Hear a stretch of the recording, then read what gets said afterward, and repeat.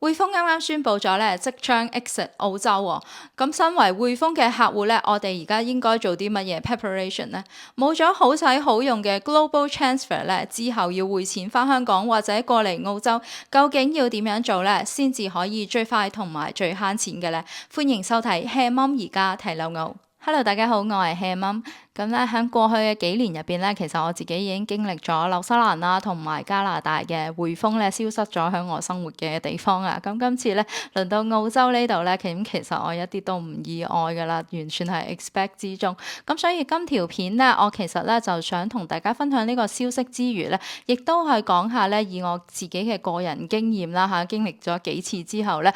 同大家分享一下咧現階段咧究竟大家咧需要做啲乜嘢 preparation 啦。咁當然啦，我亦都會講下咧，大家最關心嘅，冇咗呢個匯豐咁好使好用嘅 global transfer 之後咧，以後匯錢咧翻香港或者過嚟澳洲咧，究竟要點樣做先至最好？咁如果大家係第一次嚟到我 channel 嘅話咧，我嘅 channel 主要咧就係分享我喺過去30年嚟生活過嘅3個國家啦，包括加拿大、紐西蘭同埋澳洲嘅。咁如果大家係對外國生活有興趣嘅話咧，都記得免費訂閱我嘅頻道，再撳埋個鐘仔，咁下次有片出嘅時候你就知道啦。根據澳洲最大嘅傳媒之一 SBS 嘅報導，匯豐銀行喺7月31號宣布，已同意將澳洲總值約360億元嘅房屋貸款同埋個人貸款組合出售俾全球最大另類資產管理公司黑石集團。有關組合涉及超過9.1萬宗房屋貸款，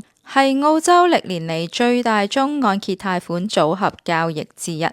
交易預計會喺2027年上半年完成，但仍然需要獲得監管機構批准。匯豐表示將會同黑石集團同埋 Pepper Money 緊密合作，確保客戶順利過渡。交易完成之後， Pepper Money 將擔任貸款組合服務機構，繼續為客戶同埋按揭經紀提供相關支援。匯豐同時宣布，將會喺未來18個月分階段咁結束澳洲零售銀行業務，包括往來戶口、儲蓄戶口、定期存款、信用卡、外幣戶口以及理財管理同埋投資產品等服務。現階段呢，客戶無需採取任何行動，仍可以如常咁使用銀行服務。公司將於未來數月陸續通知客戶有關安排。匯豐表示，今次嘅決定呢係完成零售銀行業務策略檢討後作出嘅部署，亦係集團持續精簡業務同埋優化資源配置嘅一部分。咁集團強調呢，澳洲仍然係一個重要嘅市場，未來將繼續投資同埋拓展澳洲同埋紐西蘭嘅企業同埋機構銀行、私人銀行、資產管理業務、服務企業客戶、金融機構、退休基金及高資產客戶。咁雖然咧匯豐銀行就提到啦，現階段咧客戶係無需採取任何行動啦嚇，咁係等候通知嘅。咁但係咧，我都建議大家咧，其實 preparation 咧越早學做咧就真係越好啦嚇。咁以我過往嘅經驗嚟講咧，我都係覺得即係大家做好啲。即係有時咧，我哋以為係冇乜嘢做，咁但係臨尾咧先至發覺咧，哇原來真係好多嘢做。我記得啦，我之前咧喺紐西蘭即係移居過嚟澳洲嘅時候咧，又係因為我哋喺紐西蘭住嗰間屋咧，其實係真係一間好細嘅 apartment 喺 CBD 咁樣咧，即係香港 size 嘅 apartment。咁我諗住冇咩執啦，即係到時再執啦。哇！但係點知我哋臨上機之前嗰一晚嘅9點鐘咧，我都係成屋都係嘢咯。咁好彩咧，就即係當時咧，我哋有個朋友啦，好好人啦，咁9點鐘上到嚟，見到我哋成屋都係嘢咧，就幫我哋嗱嗱聲拎晒啲嘢翻屋企處理咗佢。咁真係好感恩。咁但係咧，呢個故事都係教訓到我咧，以後咧真係做嘢咧唔好等到咁 last minute， 即係越早做越好啦。咁所以咧，今集嘅影片咧，我都係即係以我自己嘅 experience 咧，幫大家咧歸納咗咧呢幾點咧，其實咧大家咧而家咧現時咧已經開始咧可以做準備嘅。咁希望可以幫到大家。首先第一樣咧就係確保你嘅個人資料咧 up to date 啦，有冇話即係搬咗屋啊、轉咗電話或者 email 唔記得通知匯豐啊，咁啊記緊咧就即係做翻好個 update，咁等匯豐咧可以準時咁樣通知話俾你知咧，你下一步應該做啲乜嘢。咁同埋咧，大家亦都係記緊咧要提防呢個不法嘅分子啊，因為呢個時間咧匯豐通知大家嘅時候咧，不法分子亦都係會揾大家嘅分分鐘。匯豐銀行其實都有提我哋咧話咧，佢哋咧一定係唔會send email 啦，又或者打電話嚟問我哋嘅 PIN number 啊、password 啊或者 username 之如此類呢啲咁即係私人嘅資料咧。另外咧，亦都係唔會咧，即係話即係叫你咧係俾佢咧進入你嘅電腦嘅內部咧嚟到去操控你部電腦。如果大家係有任何疑問嘅話咧，我自己覺得最穩陣嘅做法咧就係咧，即係唔好回覆翻呢啲咧你覺得有疑問嘅人，直接咧上翻去匯豐嘅官網，揾翻佢嘅聯絡嘅電話又好啦、電郵又好啦，嚟到去咧即係 contact 翻匯豐，問下究竟有冇一件咁嘅回事，咁就最穩陣啦。匯豐咧都有好詳細嘅資訊咧，教大家咧點樣去提防呢啲不法嘅分子。咁條 link 咧我都會 post 喺呢條 video 嘅資訊欄入邊，大家可以去 check 翻嘅。再嚟咧就係我建議大家咧由而家開始咧養成一個習慣咧，定期咁樣 download 咧一啲重要嘅資料，例如你嘅月結單啊，或者同日報稅相關嘅重要嘅資料，即係一有咧就 download 咗落嚟先。如果唔係到時咧你真係需要呢啲資料嘅時候咧，即係匯豐又冇咗，咁你都唔知道即係冇得攞噶咯喎。咁大家要知道咧，因為外國報稅嘅時候咧，其實咧即係稅局咧係有權喺7年之內咧都可以咧問你攞翻即係相關嘅資料嘅。咁呢啲嘅 download 咧，其實咧真係唔好等到即係最後嗰一刻先至去做咧，因為你永遠都唔知道其實即係嗰個銀行嘅 website 最後嗰一刻可唔可以 handle 到咁多客啊。咁我之前喺加拿大嘅嗰個嘅匯豐影片咧都有同大家分享過。咁第四樣想講嘅咧就係 online payee 啊。咁亦即是話咧，即係你喺銀行入邊咧，即係有啲定期過數嘅款項係咪？可能你要俾水電費單啊，又或者係即係電話啊，我唔知啊，即係可能係租金啊嗰一部分，咁你已經 set up 好啊，佢到時間就會去即係呢啲公司就會即係喺你個銀行度過數噶啦嘛。咁如果咁啱咧係即係你係用匯豐咧呢個嘅賬戶嚟到去俾呢啲嘅費用嘅時候咧，咁我諗你而家咧就真係應該開始咧諗下咧，我究竟咧要將佢轉去邊間銀行好啦嚇，因為咧而家咧匯豐現時咧就係即係 personal banking 嗰一邊咧就係冇人即係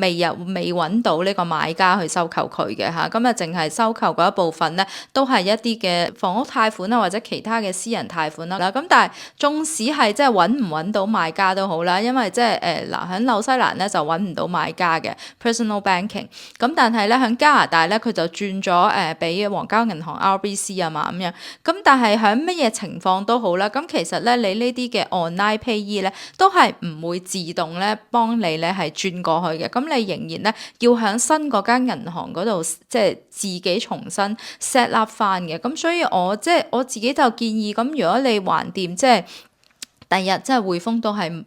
即係佢 personal banking 嗰一方面都係冇㗎啦，係咪？咁不如你盡早少少咧做好準備，就係即係你就算係唔即刻轉過去，你都諗定咧，我第時係會用邊間銀行開始即係扣呢啲嘅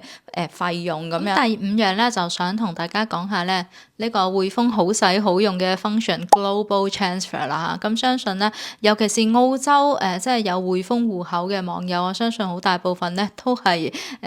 因為呢一個嘅 function 而即係開呢個戶口咧。因為老實講，即係匯豐喺澳洲嚟講咧，又唔係一間好大嘅銀行啊。我哋好多時候未必咧會用佢嚟做 day to day 嘅 banking。咁 anyway 啦，咁冇咗咧呢個嘅匯豐嘅 global transfer function 之後咧，可以用啲乜嘢去代替咧？咁其實咧主要咧就係有3大方法啦。咁呢啲方法有啲乜嘢好處同埋唔好處呢？我哋而家一齊去睇下啦。第一個方法呢，就係使用 Wise Transfer 啦。Wise 咧係英國嘅金融科技公司啊，響全球大部分國家都提供國際匯款服務嘅。咁使用 Wise Transfer 主要嘅好處呢，就係包括 Wise 咧佢本身使用呢個市場嘅中間匯率，手續費低而且透明，同埋咧匯錢嘅速度都好快嘅，通常0至2日咧就過到數噶啦。咁但係基於呢個防洗黑錢嘅法規啦，咁當轉賬金額比較大、頻密交易又或者資料不全嘅時候咧，官方都可能會要求提供額外嘅證明文件。咁審查嘅時間咧可能會令資金暫時被凍結啦，又或者延。咁所以如果咧轉賬金額比較大嘅款項嘅話咧，好多人都會選擇使用第二種方法，就係透過 IB 去轉賬啦。咁 IB 咧就係盈透證券 Interactive Brokers， 係一間知名嘅美國大型跨國網絡券商，咁提供全球嘅股票啦、期券啦、期貨啦、外匯等金融商品交易嘅。咁透過 IB 嘅匯款服務咧，你就可以將資金由自己嘅銀行帳戶轉入券商帳戶入邊進行投資啦，又或者係兌換外幣嘅。咁當然亦都可以轉入你其他國家嘅銀行戶口啦。咁 IB 咧同樣都係手續費好低啦，最低咧僅約$2，而且咧使用批發級嘅匯率，比起一般銀行咧當然係抵好多啦。一般嘅情況之下，坊間咧就建議小額匯款嘅話咧就係使用呢個 Wise 啦，如果大額匯款嘅話咧就係用 IB。不過喺度都要提醒大家就係咧 IB 咧佢係一間嘅證券商啦，咁就唔係純粹匯款嘅工具。所以如果你將資金存入 IB， 純粹係為咗匯款又即刻咧申請出金嘅話咧，冇任何嘅股票啊、基金投資嘅行為咧，IB 嘅反洗黑錢系統咧可能會拒絕你嘅提款啦，對你嘅賬戶採取鎖倉限制嘅。第三種方法咧，就係用翻大家熟悉嘅傳統銀行 SWIFT 去匯款啊。咁用呢種方法匯款咧，當然咧嗰個匯率成本啦，同埋收費咧都會比較高啦，而且需要嘅時間都比較長。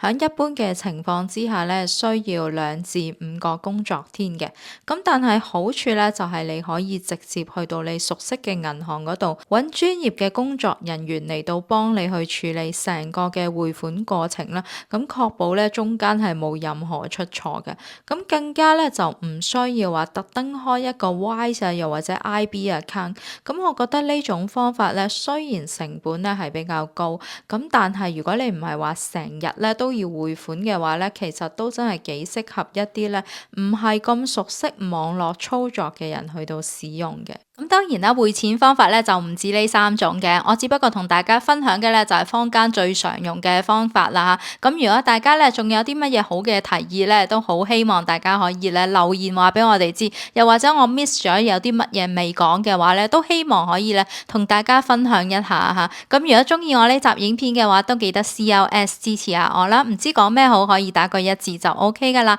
我哋今集節目到呢度，下集再見，拜拜。